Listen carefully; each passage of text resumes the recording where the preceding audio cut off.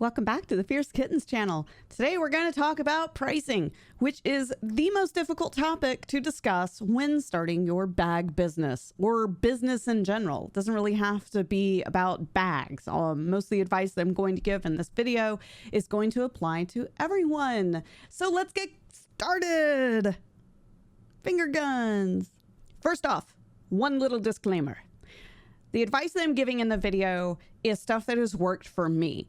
This doesn't mean this is the only way to price your products for your handcrafted business. However, it is one way of doing it. So what I'm going to give you is the information that I have used to be successful.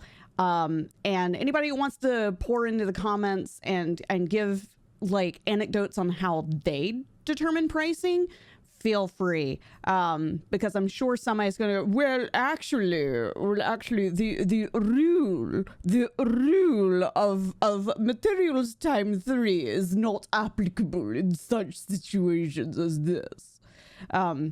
Because that happened last time I talked about it, and I was just like, whatever.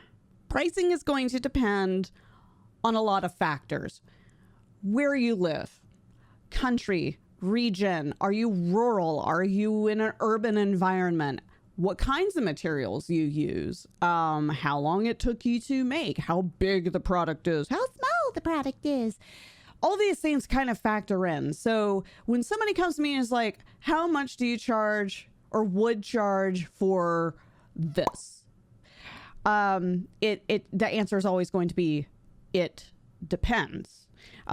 Because unfortunately, all of these different factors come into play, and what works for my pricing isn't going to work for you specifically. So one of the things I'm going to advise right out of the gate is to determine how long it takes you to make said product.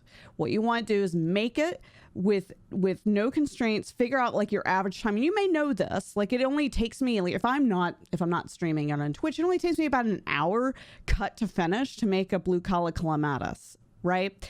So I know that on average, yeah, I know I can get that done in about an hour. So, whereas like the sweet pea will probably take me 2 hours, and NCW 2 hours, things like that. And then you've got like backpacks and things that are like, I'll see you next year. So think about these things and like about how long it takes you to make whatever product it is that you want to sell. After that, think, if I was being paid to do this on an hourly basis, how much would I feel satisfied being paid per hour of the work that I'm doing? Leaving out materials costs at the moment. Just think that through and what you would pay for yourself. I actually say 20 an hour. But typically I don't need to use this unless it's for the larger items.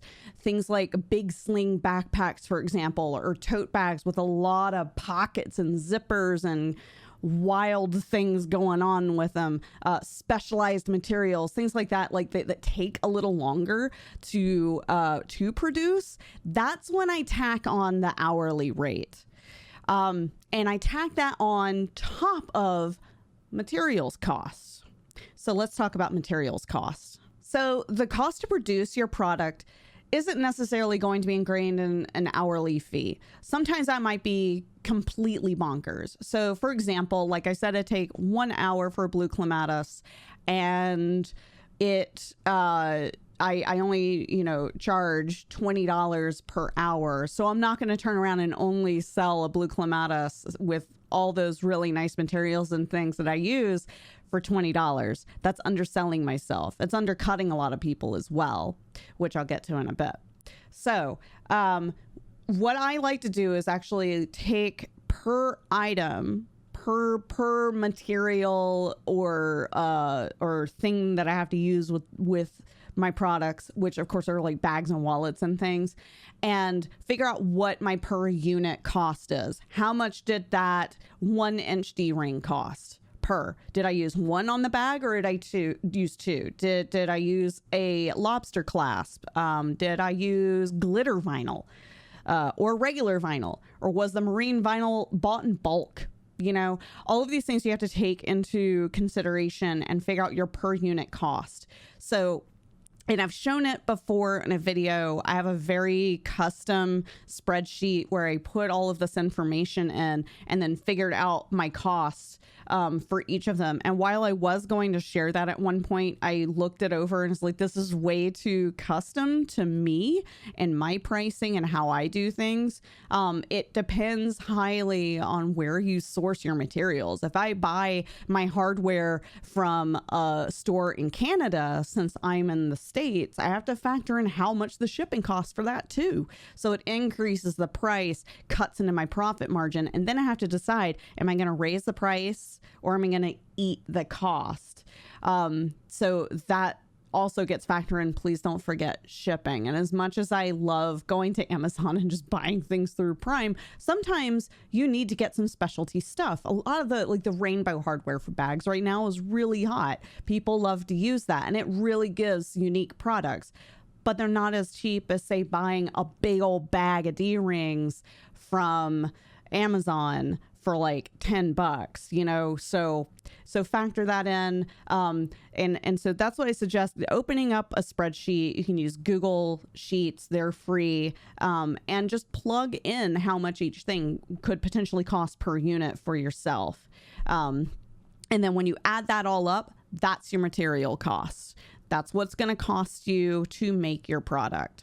So, and a general rule of thumb, and again, this is kind of why I had to put a disclaimer on the beginning of the video, is because it's not always true for some people. So I get that. But what's worked for me in the past is to do 3 times my material cost. So however much it cost me to make that clematis, I turn around and I charge 3 times that. That's always worked for me. I charge $35 for a blue collar clematis when I use glitter vinyl as the base, and I use Decaville for a lot of my interfacing. So, which is Vilene. If you guys are in Europe listening and wondering what's Decaville, well, it's Vilene. And so I think that's reasonable. The other thing to consider is competitors. And generally, I like to tell people, don't undercut. Don't be that person. Don't severely undercut. It's one thing if I'm selling for 35 and then Susie wants to go and sell it for $33.50. That's different. That's just fair game.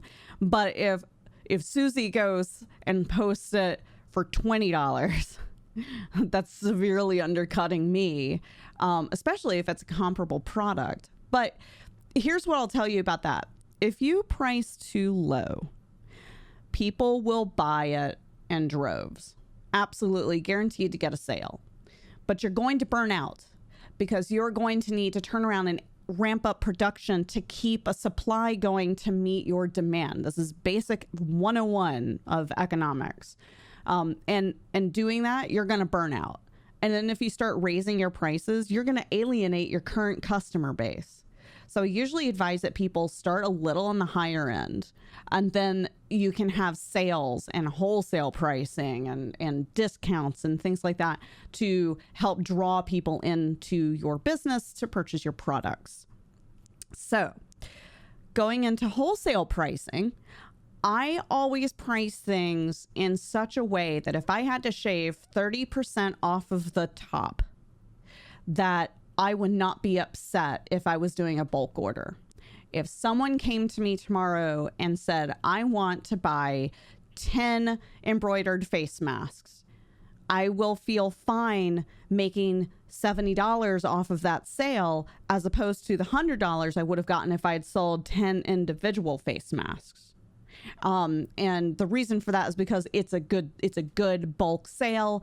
I've got 10 of these I just offloaded, and it was a quick $70.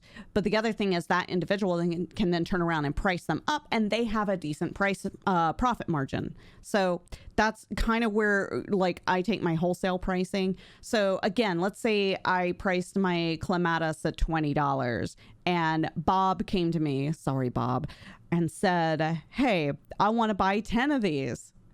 Well, I, of course, wouldn't want to sell it to him for what I normally sell it for. That's not how wholesale pricing works.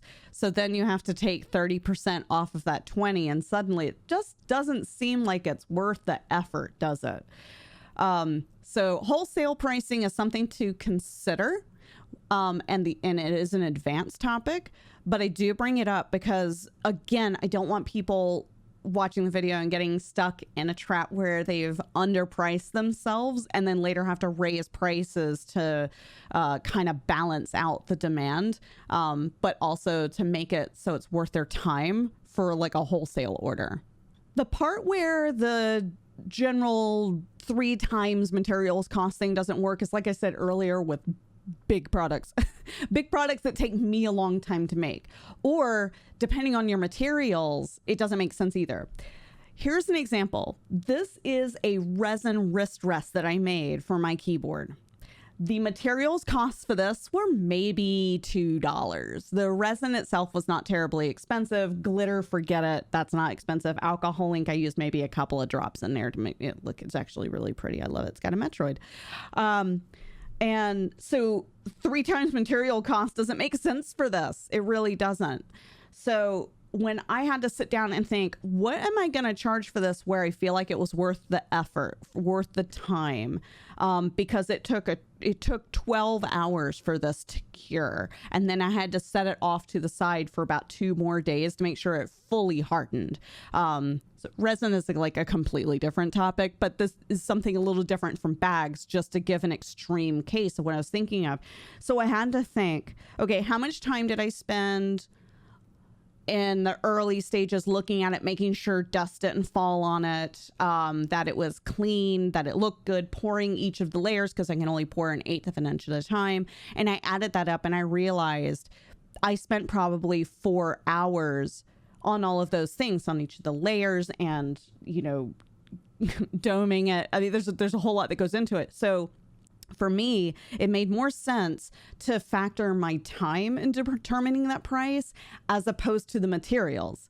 Per the materials costs, probably looking at, look, hey, it's a $2 wrist rest. Doesn't seem worth it, does it? Right? Because you're like, there's a lot of effort that went into it in terms of my personal time. So that's when I had to use that time formula. Now, when do you want to use that formula? When do you want to do that as opposed to using the 3 times material cost general rule? This depends, again, on the difficulty of the product. I find that if the materials cost are actually really low, but my time is really high, then I will go, just like in the resin wrist rest case, I will go with my time as the estimate for how much I want to charge for the product. If it's a little of both, so let's say like my materials cost for a backpack are actually not that bad because I use things like waterproof canvas, and I don't have to use as much interfacing with the backpack because it's not as structured, a nice little loose backpack, but it takes a long time to make because it takes me like 2 hours to cut it out. Some of those bigger bags that I make have a lot of pattern pieces. So I factor that in to the cost. So I typically take about half of the hourly wage and tack it on. Now, again, that's what's worked for me. That might not work for you. You might have to sit down and think about this and look at prices online and see what other people are charging and figure out, like, okay, would I be happy if I made $100 off this backpack? Like, is that what would make me happy and feel like I was paid a decent wage for the time that I spent on making that product? And that's more of a feeling. It's a gut feeling for you. It's not something that me or anybody else in a sewing group or small business group can tell you. We can't just say, you must charge this amount for this product. It just doesn't work that way. And so it's like a gut check. So that's why I say, like, it's a general rule of thumb that 3 times materials will work. But then you have those kind of odd resin wrist rest situations, and that really just boils down to you and how you feel. Another thing to talk about is confidence in your pricing. So a lot of us, when we're starting out, don't think we deserve it. We have massive imposter syndrome because we're like, artists are supposed to be starving. And that's not always the case. So when you go into it, be confident that handmade does not mean cheaply made. Handmade doesn't imply that it's a Lincoln log cabin made with popsicle sticks and Elmer's glue. It's basically, it's a handcrafted item that is artisan and one of a kind, because no matter how many times you will throw something through an assembly line making 10 wallets, 10 masks, 10 handbags, whatever, there's going to be a part of you that's in it because you made it. So work that angle. Don't let somebody come to you and be like, I'll give you $10 for that wristlet, because you're worth more than that. Your time is worth more than that. And I can tell you point blank, if you're buying decent materials, the materials are worth more than $10. So don't undersell yourself, and have the confidence in your pricing. Be the Coco Chanel of your world, and go for it. That was super awesome. Yeah. Okay, before I toss the rose and yeet myself off of the building and leave Sailor Moon to fight for another day, I'm going to say one thing about shipping. Don't underestimate the cost of shipping. So I know Etsy has free shipping promotions. So basically, if you sell something and you offer free shipping, you will get more promotion from them. You will be more likely to have your product show up in a search result. So don't forget how much that's going to cost you, and factor that in. So if you're on Etsy, use the free shipping option, but make sure that you are calculating that to be a decent average and roll it into your prices. So like for example, I do run my own shop site. I have an e-commerce solution, but I double list some stuff on Etsy that's like made to order. So like my embroidery stuff, for example, I factor in my shipping costs there. So while I may charge $10 on my e-commerce solution for a mask, I will charge $13 on Etsy for the mask, because I'm rolling in the shipping, so I can say it's free shipping. The other thing about shipping costs is, don't forget how much it costs for the packages. All those packing materials, they cost you money. Even if it's 50 cents, even if the bag you put it in, like little clear bags, little sticky things that stick to your hands because of static electricity, make sure you charge the 10 cents for that. Factor it in, because all of these things will kind of start eating into your profits, and they sneak up on you. So I don't want anybody walking away from this video and not taking that into consideration. So that was it. That's my advice on pricing. It's like I said, it works for me. It might not always work for you or everybody else. This is just general advice that I hope helps you figure out how you can price your items for your handcrafted shop. So see, I said handcrafted because that's fancier. It's awesome. Okay, until next time, let me know down in the comments what else you would like to know about businesses and how to run a small business. And thank you.